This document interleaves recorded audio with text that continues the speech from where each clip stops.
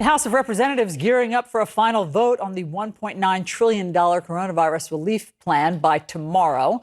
The revised bill passed the Senate without a single Republican vote over the weekend. And it turned out to be far from a shoo-in for Democrats either, many of whom had to spend a lot of time cajoling one of their own. Joining us now is one of those cajolers, Independent Senator Angus King of Maine. Senator, great to see you. It sounds like on Friday it was sort of touch and go in the Senate with this bill and Senator Joe Manchin, wavering there. So can you just take us inside your conversations with him? I know you had many. How much cajoling was going on? Well, I wouldn't call it cajoling. I think, in a 50-50 Senate, then every single vote is a crucial swing vote.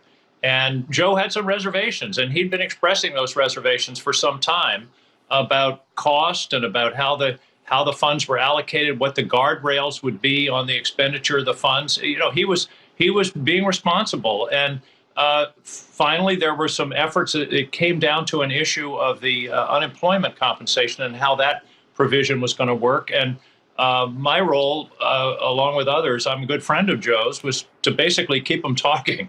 And they finally did reach a resolution, as you know, late in the day on Friday. We went ahead and moved the bill with Joe's support.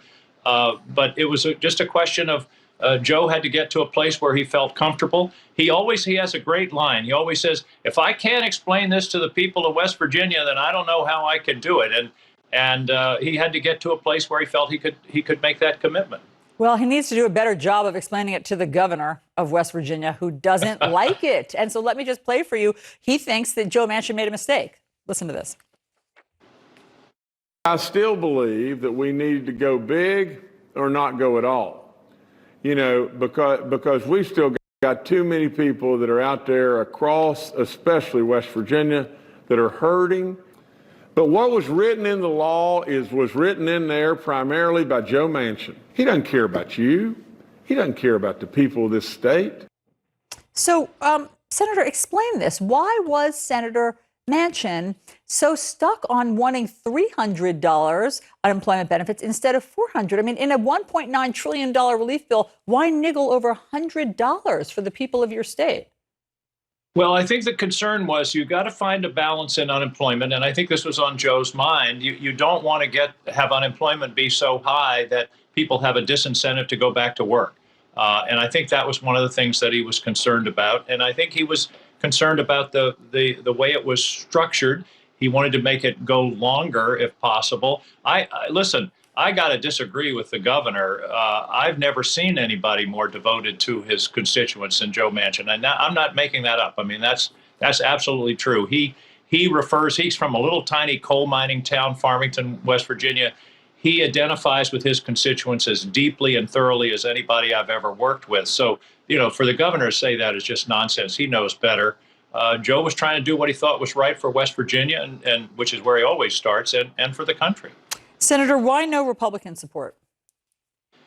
Oh, there was huge Republican support. That's been a big, the reporting has been all wrong on this, Allison. This bill was supported by 60% of Republicans across the country, 70% of the people. The only place there wasn't Republican support was in the United States Capitol, which I got to tell you, I don't get, because all the major provisions in this bill had already been voted on positively by the Republicans several times last year.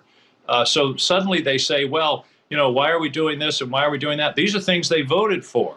Probably the only provision in the bill, well, I'll correct myself. I was going to say they didn't like state and local aid, but that was in the CARES Act, which they voted for, I think, pretty much unanimously. So all of a sudden, things that were okay last year aren't okay this year.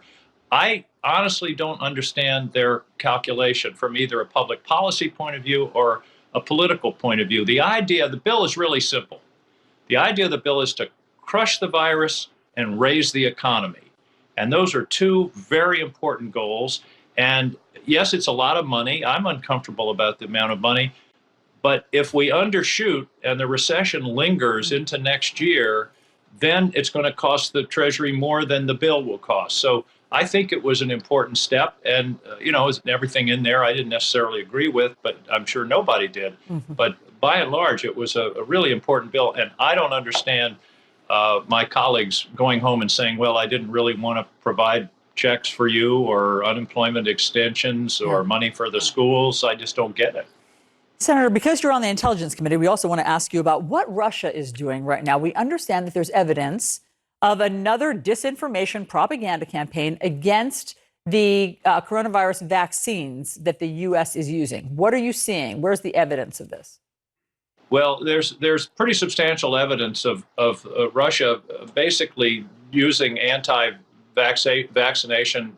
You used the right word, by the way, propaganda on their various media outlets. And what they're doing, they don't have to invent this issue. Of course, there are people in the U.S. that are anti-vaxxers, and the Russians are sort of amplifying it. And Allison, they've been doing this since the 30s. The Russians are very skilled as part of their playbook going back, almost 100 years of propaganda and disinformation. They just have better techniques of doing it now. But they also, I think, have a commercial interest. They're denigrating Pfizer and Moderna. They have their own vaccine called Sputnik V that they're selling in Europe and around the world. So, this may be just good old, economic competition, but in a new form and in an insidious form. We don't need the Russians to tell us, how to handle whether or not our vaccines are safe. That's why we hired the FDA. Well, it's a great warning for everybody listening to beware of when they see something that doesn't look quite right, some disinformation online, to know where it might be coming from. Senator Angus King, thank you. Great to see you. Thank you, Allison. Good to see you.